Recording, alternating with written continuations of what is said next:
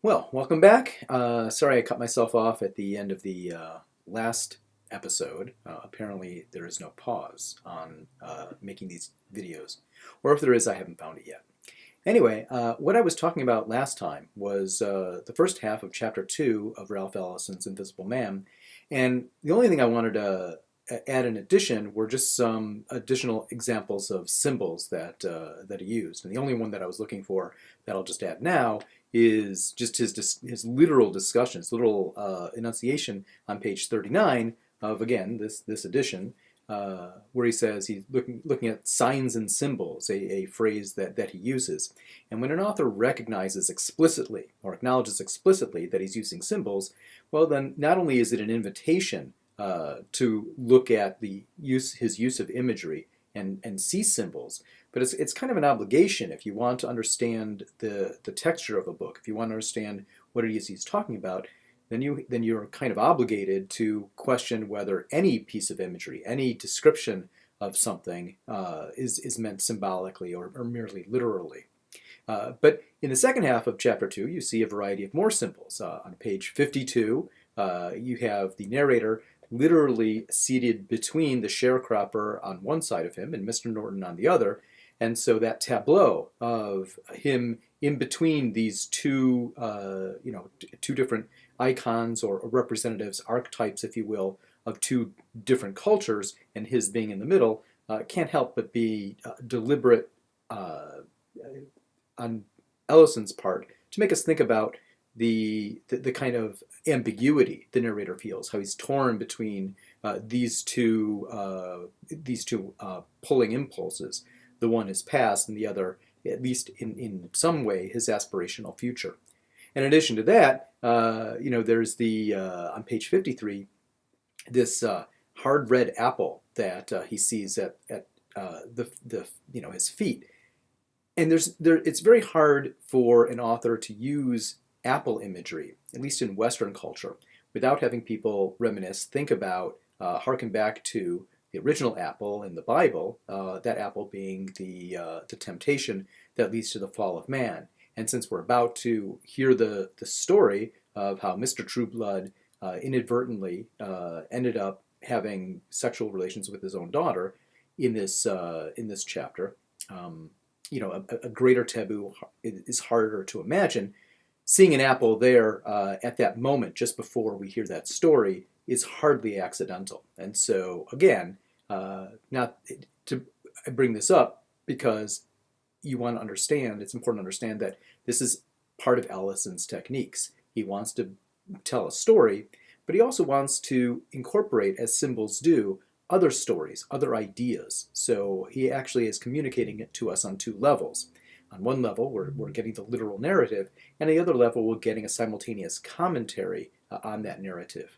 In addition to the apple, almost immediately after on page 54, in looking at the scar that is healing on Mr. Trueblood's face, there are a lot of white gnats feeding off of his blood, I guess as gnats do. I'm not an entomologist, or is it etymologist, so I don't really even know if there are white gnats. I've never seen one, but let's assume for a moment that there are. It's a good extra credit question. Why don't you look that up and see? But the fact that most gnats are black, and he makes a special point, Ellison makes a special point of letting us know that these gnats in particular are white, and these white gnats are feeding off of the blood of Trueblood, again, is hardly accidental. It's not a detail that is required. And so, as we were looking at before, how you're looking when you're trying to figure out if you're looking at a symbol, some imagery that is used unusually, and it is unusual here. It's not necessary for these white gnats to be feeding on Trueblood's face, and so one has to wonder: is Ellison really trying to point something out here? And I suppose, in a way, he is. The only other thing I'll mention about symbolism, or at least self-consciousness, because the use of symbols by an author is an act of self-conscious writing. He's not just, the writer's not just telling a story, but he's providing us a way of reading the story at the same time. And that sort of self-reference, or at least self-consciousness, not so much interrupts the writing, but again, has it operate on more than one level. And so we see authors invariably, not invariably, but but quite often, thinking to themselves, thinking of this idea themselves, and ultimately we see so many times writers refer to characters in a book.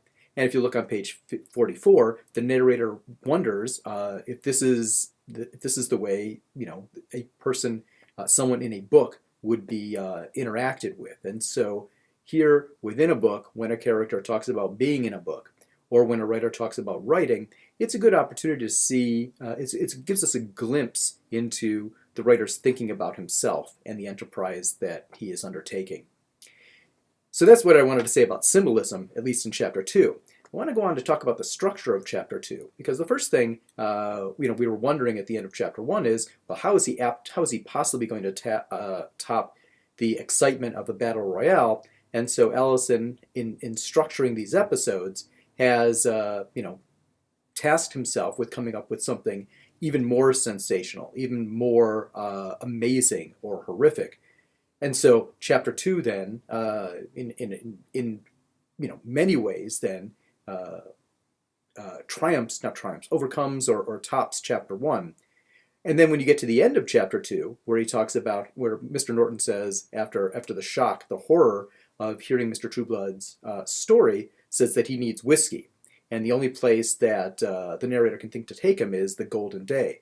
Well, we don't know what the Golden Day is, but based on the pattern that Ellison has set forth, the kind of disorienting and somewhat shocking prologue, followed by an even more sensational first chapter, followed by an even more sensational second chapter. One anticipates then the third chapter then has to have something even greater, import, or at least even greater frenetic energy. And so at the end of chapter 2, you get this kind of this portentous notion that they're going to the Golden Day. Since the reader doesn't know what the Golden Day is, the reader only can anticipate, well, whatever that is, it's got to be something special, because that's the way Ellison has patterned this book. But if you look within chapter 2, you see a couple of other interesting structural things, elements that Ellison has put in. For example, when Mr. Norton wants to hear this story of Mr. Trueblood and how he came to have sex with his daughter, notice that for several pages from about page 51 or 52, for the next couple pages, rather than tell the story, we get all of these digressions. First, Trueblood talks about the whole setting of the evening and his breathing and the breathing of his family members and all the various things that he's thinking about. And still before he gets to the actual event itself, then he goes into a reverie of talking about what it was like when he was a youth, and having these kind of romantic interludes with a lover that he had when he was a young man. And then finally, he goes into this dream that he has, which segues into his waking realization that in his half sleeping state, he ends up having begun a sexual act with his own daughter. And so you have all of these delaying tactics, which is Ellison's way of making us kind of feel somewhat perverse or prurient while we're waiting, in the same way that Norton is, to hear about how this happened. Here, Ellison, in a kind of sly way, tried to elicit our interest, our growing eagerness or anxiety to hear about this rather lurid or illicit story. And by making us wait, you see him structuring the chapter so that we parallel not just Trueblood as he kind of slowly finds his way towards doing something that obviously is taboo, but in the same way that when we questioned earlier, what is wrong with Norton? What is his weird fascination with Trueblood and his daughter? We find ourselves then being put in that exact same position. And you have an interesting bit of imagery going on, since we were talking about symbolism, when he starts talking about his dream. The first part of this dream, on page 55, he talks about a split melon, which, in a rather explicit, maybe even vulgar way, has some sexual overtones to it. Goes on from there to talk about a lot of tunnel imagery. Without getting too explicit about that, he talks about long, dark, hot tunnels, and so the imagery there is pretty understandable. And then finally, he's forced on page he's confronted on page, I think it is 57, looking at a door that he's not supposed to enter. And the idea of entering a door, especially an impermissible one, again, has these kind of sexual overtones. He describes the act finally when he gets to it, and it is both. And again, we've seen Ellison do this. It is both horrific and comic at the same time. Obviously, the horror of the episode is made really clear when we think about what it is that's going on. And obviously, Mr. Trueblood's wife registers that horror. But at the same time, there's this weird sort of comic overlay to it. First, there's this, at first when he realizes that he is in the middle of a sexual act with his daughter, he realizes that he's done something that is impermissible. And so he doesn't want to move because he's afraid if he moves at all or gives himself pleasure, that would be a sin. So he's kind of stuck there. He's trapped. He even thinks about getting a knife and gelding himself, or you can look up what gelding means if you cannot figure that out. But decides that's too high a price to pay, so he won't do that. And then once he realizes that what he's doing, and he tries to extricate himself from that situation, it's at that moment that his daughter, and again, forgive me for being explicit, becomes desirous herself and won't let him leave. And so this scene itself becomes both is a twinning of the horrific and the comic at the same time, and one has to suppose that Ellison is doing this to torment us in the way so many of his characters are tormented. Obviously, the narrator throughout the story, but in this instance, Trueblood himself. So while Trueblood is stuck in a situation from which he cannot escape, we find ourselves stuck in a similar situation psychologically or emotionally in that we're interested and then recriminating ourselves for that very interest. And that admixture of horror and comic is the very sort of thing that is part of the kind of thematic, the thematic underpinning of the novel. The ambiguity, the paradox, the difficulty of navigating one's way in a world that is, if not rigged against us, at least impenetrable to our understanding.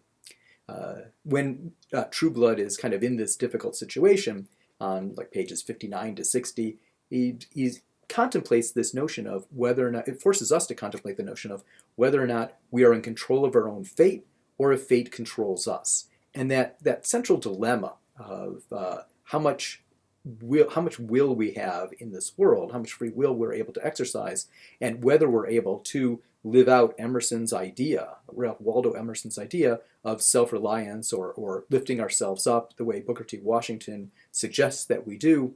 One wonders if that is even possible.